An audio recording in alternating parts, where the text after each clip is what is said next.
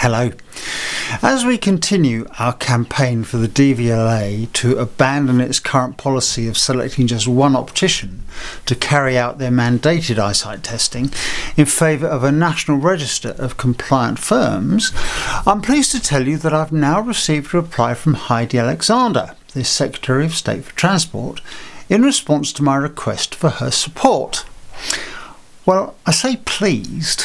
I'm pleased to have had a reply, but a reply from the Secretary of State should have been a breakthrough for us. Instead, it's just a stark reminder of how much work remains in challenging the DVLA's flawed existing eyesight policy. Welcome to Grey Matters.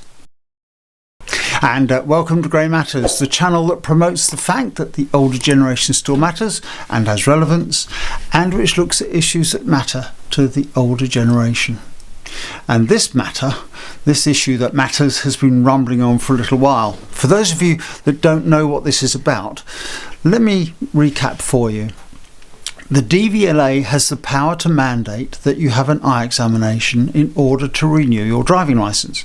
Now, this usually only applied to drivers who had declared a notifiable eyesight problem or health issue, but recent changes have given the DVLA further powers, allowing it to demand eyesight testing from anyone renewing their licence, and particularly those drivers over 70 years old.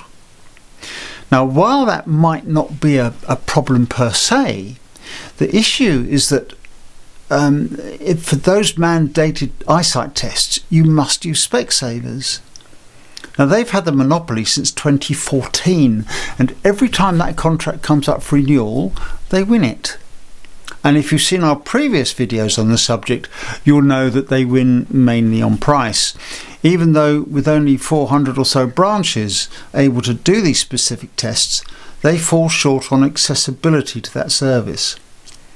We've had reports of people having to travel more than 50 miles to access the tests. So many complaints received by this channel about Specsavers, it makes you wonder how they even survive. And the DVLA requires very specific tests using specific equipment, but it's clear that there are many opticians around the country quite capable of providing these tests. Now, in response, we started a campaign to get the DVLA to abandon the tender process altogether and instead maintain a register of compliant opticians. Now, there are many organisations and regulatory bodies that do this already within their specific fields, and it would mean that if you are required to have your eyes tested when you apply to renew your licence, the DVLA could simply provide you with the details of your nearest suitable optician. Or maybe you could just search the register yourselves online. Now, we sent a Freedom of Information request to the DVLA to find out more about their tender process, and also lobbied Heidi Alexander, the Secretary of State for Transport. Now, I covered the DVLA's response in an earlier video, but we've now heard back from Heidi Alexander. Except we haven't. Not exactly. Instead of engaging with the serious concerns we raised, the Secretary of State simply bounced a letter straight back to the DVLA, the very organisation we're challenging. It's like asking the fox to comment on the security of the hen house.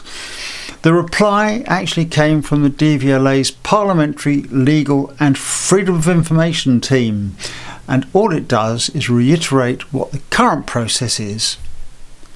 Instead of scrutiny, we got no challenge, no accountability, just a restatement of the same flawed system we're fighting to change. Now, in our letter, we gave clear examples of the advantages a national register would have over the appointment of a single provider. These included improved accessibility, vitally important, cost efficiency, fair competition, an enhanced user experience, operational resilience, and of course transparency and fairness. And we covered them in detail. I asked her to raise this issue with other relevant ministers and departments and explore the possibilities of legislative, I can never say that word, or policy change. And as I said, she just tossed it over to the DVLA to deal with. And incidentally, in their reply, they incorrectly stated that only those licence holders who notify the DVLA of a medical condition that may affect their visual field are required to have a formal assessment of vision.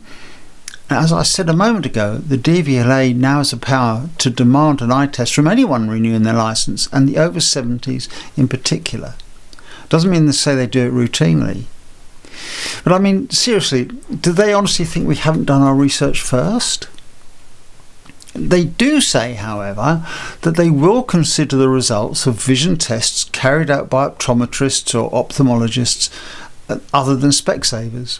However, such arrangements are at the individual's own expense, and the test must be carried out to the required specifications to be acceptable. And if the test doesn't meet the appropriate specifications, the applicant may still be asked to go for a further examination at Specsavers. So, okay, that's probably fair. I mean, they've got a budget currently of £14 million to cover the cost of the eyesight tests. And I suspect if they opened it up to all compliant opticians, all likely to be charging different fees, that budget would quickly disappear. But, we've argued that the DVLA could set the price that the opticians charge. If that's not enough for some firms, if the return on that's not going to be enough, then those firms probably wouldn't apply to be on the register. And I suspect then if not enough firms did apply, then okay, it's back to the tender process. However, there are literally thousands of optometrists around the country, so I doubt there would be a problem. Now, the DVLA says contract for visual testing followed an open and fair tender process. Well, you'll remember, I'm sure, that we doubted that in a recent video. It seemed to us that most of the tender requirements were tailored to fit what Specsavers were able to provide. And they also say that the tender process required the bidders demonstrate full nationwide coverage. Well, in our opinion, Specsavers have failed to do that. They only have 436 stores that can do the testing. That's around a third of their branches. So the DVLA has very conveniently specified that Group 1 drivers, that's cars and motorcycles, should not have to travel more than 25 miles for a test, and Group 2, which is lorries and buses, 50 miles. Yet we know many have to travel much, much further than that. You can call it nationwide coverage if you want. You could probably call it nationwide coverage with just one branch in the north and one down in the south. But with Specsavers, it's hardly easily accessible. And it's that easily accessible coverage that's so important. And if it's not, well, that kind of defeats the object. Of course, it's always possible that there simply aren't enough out there who could do this specific testing, but I doubt it. I suspect there will be more than 1,000, which, when added to the existing 436 Specsavers branches, will give much better nationwide coverage than Specsavers alone. That, then, is the response we got from the DVLA to our letter to the Secretary of State for Transport. Needless to say, I replied to them, expressing my disappointment, as they just ignored the concerns we raised and defended the very system that we're campaigning to fix. On the off chance they might want to revisit the issue, I sent them another copy of the letter. And that was sent on the 4th of January, and the very next day I got a reply that simply said there was nothing they could add to the previous response. Marvellous. So our concerns have been ignored and unaddressed. I suspect that will be the same sort of response we'll get from the MPs we wrote to, but I still believe it's worth trying because it only needs one MP on board to set the ball rolling. And if you want it, you'll find a template letter in the description of this video that you can use to send to your local MP. Viewers have suggested that we liaise with Which magazine. Apparently they're often up for tackling issues like this. And I'm also thinking about lobbying Farage and the other Reform MPs, but only because they love to nip at the heels of the government. However, I am concerned that might be counterproductive, considering that all the other parties deride every single thing they stand for. So what do you think? Would that be a good tactic? And what other organisations could we get on side, do you think? I'm thinking maybe the AA and RAC. Or how about I lobby the three main bodies that look after the interests of the opticians, ophthalmologists and optometrists? And they are the General Optical Council, the Royal College of Ophthalmologists and the College of Optometrists. Now they're the national professional bodies, and it's their members who are losing out. So let me have your thoughts and suggestions. We've been brushed aside, but that only proves that this fight matters. If this campaign has shown us anything, is that nothing changes unless ordinary people push back. The DVLA doesn't want to fix this, the Secretary of State won't fix this on her own, and the more voices we bring together, the stronger our case becomes.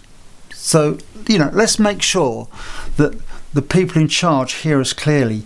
If you believe that drivers deserve fairness, accessibility and genuine choice when it comes to these eyesight tests, then please share this video, spread the word and add your voice to the pressure, because the louder we get, the harder we are to ignore.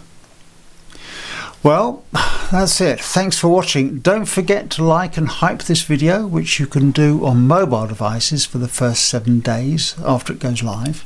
And of course, don't forget to subscribe for more content if you haven't done already. In the meantime, thank you for joining us. The fight goes on. That's it. Let me have your suggestions. And until the next time, don't forget which you can do on mobile devices for the first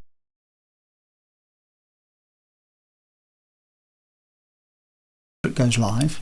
And of course, don't forget to subscribe for more content